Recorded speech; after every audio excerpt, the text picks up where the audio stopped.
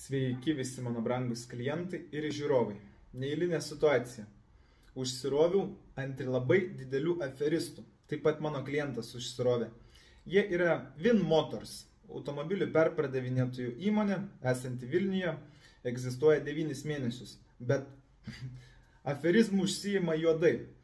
Žodžiu, tokia situacija. Mano klientas atvažiuoja pasitikrinti automobilį, pasibandyti. Jam tinka ir patinka, pardavėjas pasako tokius defektus. Priekinis ir galinis buferiai yra neoriginalūs. Jis dar pastebi, kad prieki tarpai nelabai sueina. Tai, žodžiu, jis palieka 1000 eurų rankpinigių, kad niekas nenupirktų per tą laiką, kol mes atvažiuosim patikrinti.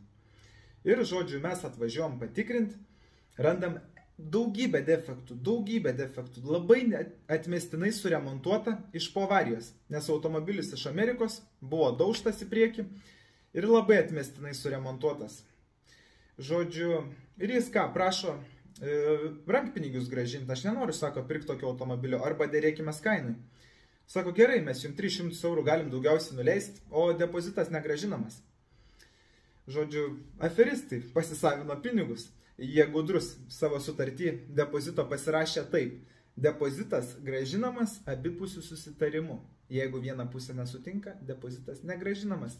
Ir teisiškai mes jų nelabai galim ir sutvarkyti. Bet mes sutvarkysim viešai. Todėl aš padarysiu šį video ir paviešinsiu tiesiog, kad žmonės žinotų, kaip jūs dirbat Win Motors, kokie jūs esate aferistai, kokius lavonus pardavinėjat, nors tikinat, kad čia yra tvarkingas automobilis. Aš manau, tikrai ne vienas toks lavonas pas jūs aikštelį stovi. Jeigu jūs taip vadrystat pardavinėti ir netgi man rodyt su tokiais defektais automobilį, nes aš jums prisistačiau prieš važiuojant ir aš jums skambinu kokią valandą laiką, įtikinėjau, kad atiduokite depozitą, aš jūsų neviešinsiu, man nesvarbu. Aš tiesiog noriu teisybės, kad mano klientas nenukentėtų finansiškai. Nes jeigu aš matau, kad kažkas kažkur aferizmų užsiima, tai žmonės turi žinoti, nes tai yra mano sritis, čia yra automobiliai, čia turi būti viskas skaidru. Aš manau, nes kitaip Lietuvoje neteis geresni laikai. Aišku, ir dabar nėra blogai, bet visada gali būti geriau. Tai neišsiplečiant, kokius aš defektus nustačiau. Aušinimo sistemoje trūksta apie 0,5 litro antifrizo.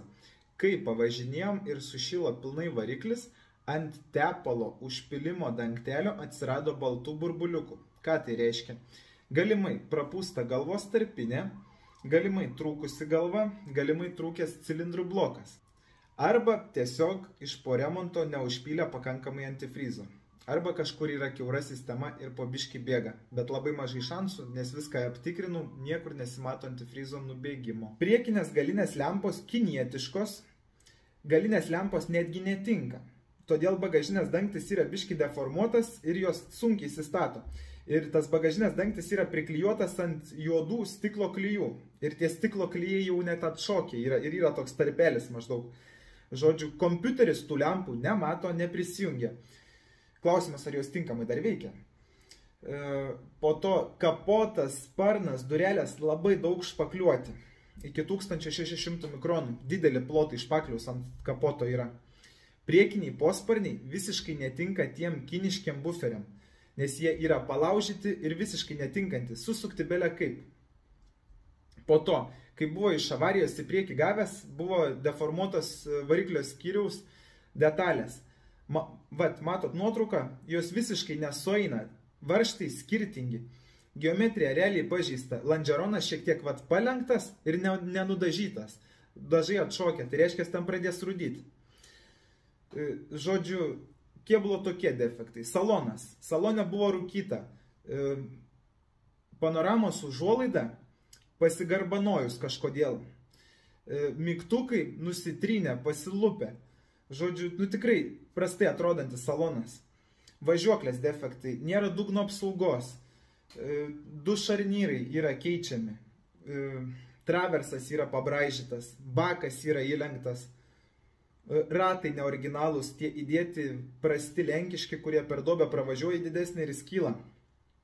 Ratų slėgio davikliai yra išprogramuoti. Meta klaidą ant distroniko, nors jie sakė pirkėjui, kad sutvarkys tą distroniką ir tas distronikas kartais veikia, kartais neveikia. Parktronikas prieki vienas kartais veikia, kartais neveikia. Meta klaidą ant orinės važiuoklės. Žodžiu, ten dar buvo daug tų visokių defektų, kuriuos aš jums surašysiu video aprašyme, nes neužteks laiko papasakot. Nu, dar vienas defektas, tiek to. Priekinis stiklas keistas, įdėtas tas pigus už 100 eurų, nors iš tikrųjų turėtų būti brangus, kuriam tinka head-upas už 400 eurų, todėl head-upas dabar išsilies.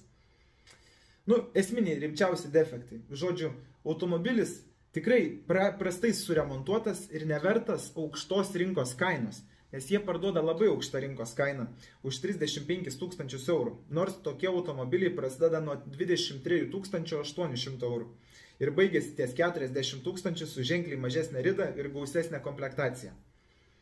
Tai žodžiu, perpradavinėtojai tikrai užsiima aferizmu, nesako kokie defektai, smeigia ragą ant depozitą, jeigu tu jį palieki, nieko negrąžina, netgi kai nustatai tokius defektus ir jie net nesideri kainui. Aišku, jie gudrus, jie gavo jau depozitą, kam jiems dėrėtis. Žodžiu, nemaloni situacija, gaunu naujų priešų, bet nieko tokio, jeigu jie aferistai, jie man niekada draugai nebus, tai tegul būna priešai, nebus jų niekada per daug. Žodžiu, tiek žinių. Nu, dar trumpai išsiplėsiu. Kaip jie įtikinėja patį pirkėją, čia aš nieko neišmanu apie mašinas, čia tie defektai nerimti. Tai vat jūs pasakykite komentaruose, ar čia nerimti defektai automobiliui 2018 metų, kuris pravažiavė 120 000 kilometrų. Ir kaip jie netgi man meluoja, sako, aš pirkėjui defektų sakiau, šakės. Pirkėjui sakė, o tai kodėl pirkėjas man nesakė tų defektų? Nu, galai iškart nesueina, matos, iškart kas meluoja. Tragedija, ką galiu pasakyti. Jaunuoliai labai alkani pinigams, pirikupina. Nu, nieko, gal biškai pristabdys gazą, pamatė šį video internete ir kai pamatys, kiek žmonių jį pamatė. Nes iš tikrųjų tragedija. Tiek žinių, būkite atsargus pasirašydami sutartis, pirkite automobilius nuodugniai pasitikrinę ir laimingai eksploatuokite. Iki.